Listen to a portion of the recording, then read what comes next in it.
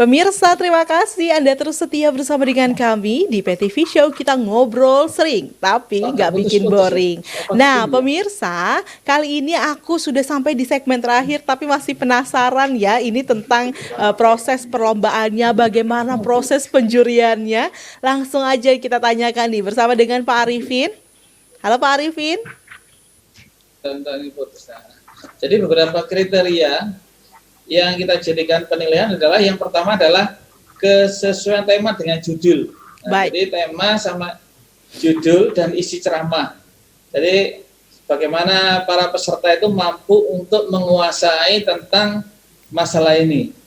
Jadi peserta ceramah itu akan menyampaikan identitas diri, kemudian latar belakang. Kadang-kadang kan ada yang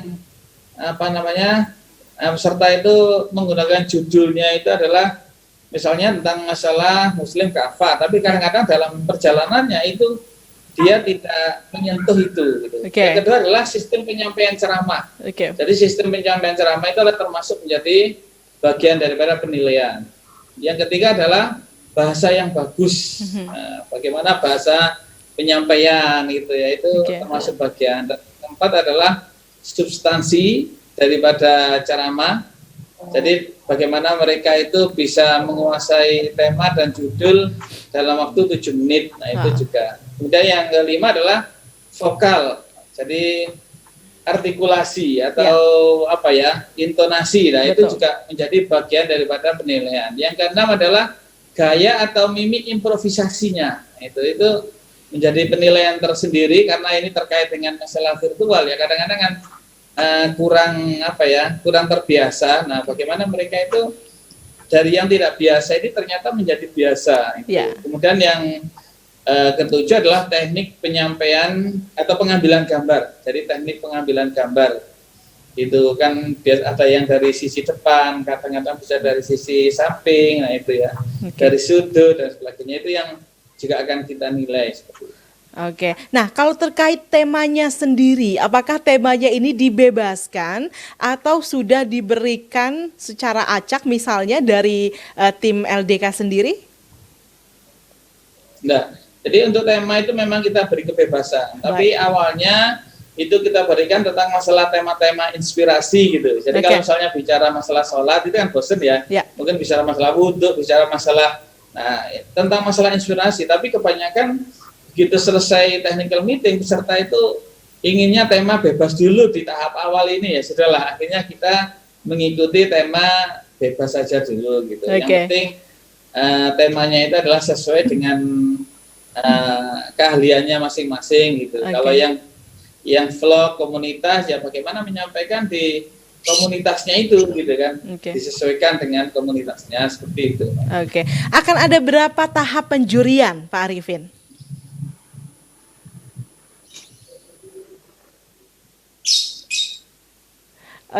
Baik. Nah, untuk proses penjurian, untuk proses penjurian ini adalah ada beberapa tahap. Jadi tahap pertama itu adalah kita melakukan mulai tanggal 19 sampai 7 November itu adalah tahap penilaian di tahap awal sampai mencari 10 besar. Nah, nanti tahap yang kedua itu adalah dari 10 besar itu kita cari lagi sampai urut 1, 2, 3 sampai 5. Karena kita ambil 5 juara. Jadi juara 1 dari ceramah pendek, juara 2, kemudian juara 1 dari vlog, kemudian juara 2 dari vlog, dan yang selanjutnya itu adalah diambil dari juara favorit. Nah, juara favorit itu kita ambil dari mereka yang paling banyak like-nya di YouTube. Nah, seperti itu. Jadi ada 5 nanti yang akan kita ambil. Berarti tentunya tadi ya lagi-lagi pemirsa nih juga bisa bersaing dari banyaknya penonton yang menyaksikan bagaimana penampilan dari para peserta gitu ya. Terkait dengan tadi ya penjuriannya apa saja, kemudian yang menjadi poin-poin penjurian sudah disampaikan juga, dan ada beberapa tahapan penjurian juga. Ini saya mau tanya dulu, ini respon dari Mbak Ferhandini yang menjadi peserta. Bagaimana dengan poin-poin ini? Apakah sudah dipersiapkan dengan baik atau bagaimana? Dan apa tema yang dibawakan? Iya betul, itu poin-poinnya.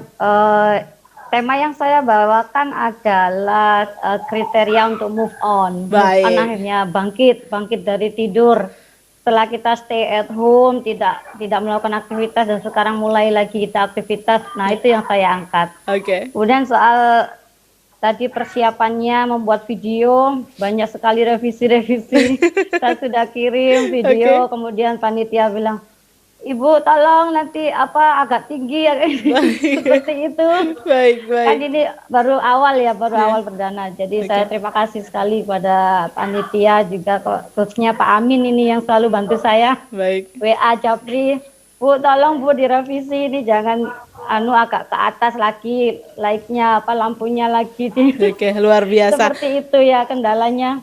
Jadi saya kadang sampai gini kirim pesan ke Pak Amin, Pak saya stres. Karena ada beberapa revisi, tapi tentunya itu adalah untuk perbaikan ya. Gini, sudah diniatin, sudah jadi niatan, udah wes. Saya kerjakan lagi berapa kali saya kirim video. Baik, luar biasa. Alhamdulillah. Yang paling penting adalah kita masih diberikan kesehatan, kita juga diberikan kesempatan gitu ya untuk melakukan aktivitas syiar gitu, dan tentunya juga lagi-lagi ini untuk kepada seluruh peserta, menang atau kalah bukan hanya kemudian menjadi tujuannya, tapi bagaimana kita bisa berlatih bersama dan bisa memotivasi satu sama lain begitu ya. Baik. Nah, saya ingin bertanya kembali kepada Pak Saad ini. Terakhir dia akan satu pertanyaan di mana Pak Saad akan mengawali tentunya harapan Bapak terkait dengan aktivitas dari Lomba Dai Virtual dan mungkin bisa juga tips atau pesan-pesan yang ingin Bapak sampaikan kepada seluruh peserta. Yang pertama ingin saya sampaikan bahwa kekuatan kita sekarang ini justru terletak di dakwah.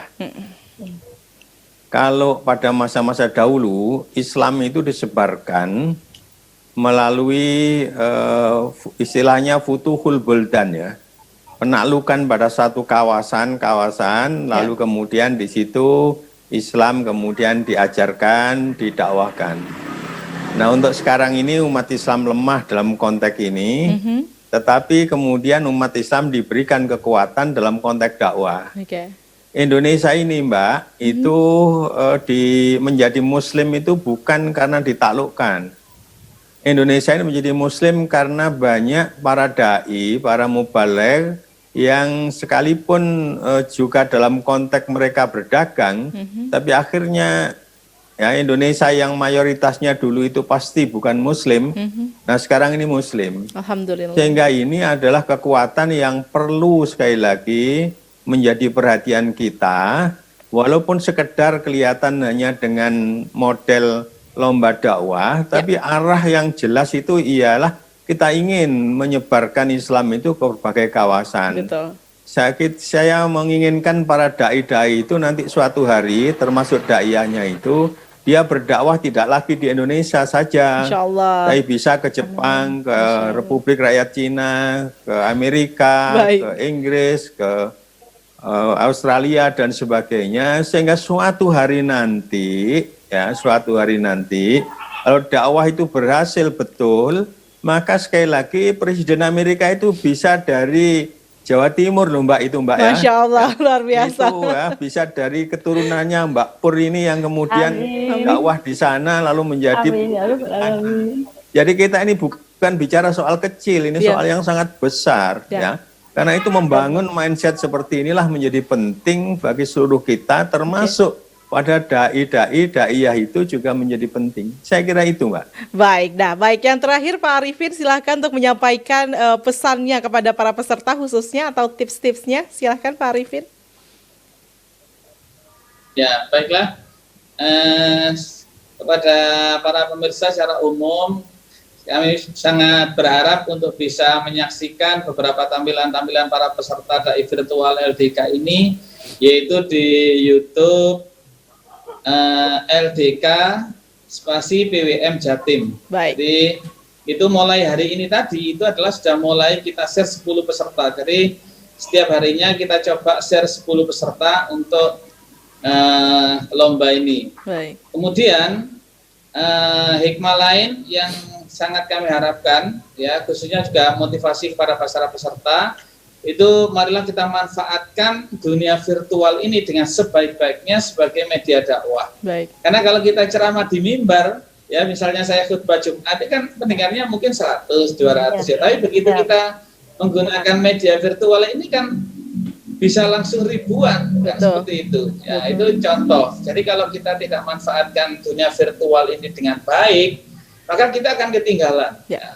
Jadi kalau karena dakwah sekarang itu sebetulnya sudah tidak bisa dibatasi oleh ruang dan waktu lagi, ya, tapi sudah betul-betul terbuka oleh kepada siapa dan untuk siapa, itu sudah sangat terbuka sekali. Oleh karena itu, para peserta jangan berhenti dari lomba ini, tapi terus berpacu bagaimana memanfaatkan dunia virtual ini betul-betul sebagai dunia dakwah yang insya Allah nanti akan menjadi investasi bagi kita ketika di akhirat. Seperti itu, Mbak. Baik, terima kasih Bapak Arifin dan juga terima kasih Pak Saad sudah bergabung bersama dengan kami. Terima kasih juga Mbak Pur sudah bergabung. Semoga sehat selalu seluruh narasumber kita pada kesempatan kali ini dan juga tentunya dilancarkan semua kegiatan dan aktivitasnya, khususnya dalam kegiatan Lomba Dai secara virtual yang diselenggarakan oleh LDK PWM Jawa Timur. Sukses selalu dan terima kasih banyak. Dan pemirsa televisi Muhammadiyah dimanapun Anda berada, bagaimana? Tertarikkah kemudian untuk juga melakukan aktivitas dakwah secara virtual, karena memang ini menjadi satu momen yang harus kita manfaatkan, bukan saja kemudian kita menjadi kaum rebahan, tapi kita harus menjadi kaum perubahan. Nah, apalagi kalau misalnya kita bisa membuat konten-konten yang memberikan dampak positif begitu ya, seperti konten-konten dakwah dan kemudian kita upload. Jadi kalau kita belum bisa berlomba saat ini, berikut serta dalam lomba dai virtual yang diselenggarakan oleh PWM Jawa Timur, mungkin kita bisa berlomba-lomba untuk bersama-sama meramaikan konten dakwah secara virtual. Pemirsa, terima kasih sudah menyaksikan program ini. Sampai jumpa lagi di episode berikutnya. Assalamualaikum warahmatullahi wabarakatuh. Waalaikumsalam warahmatullahi wabarakatuh.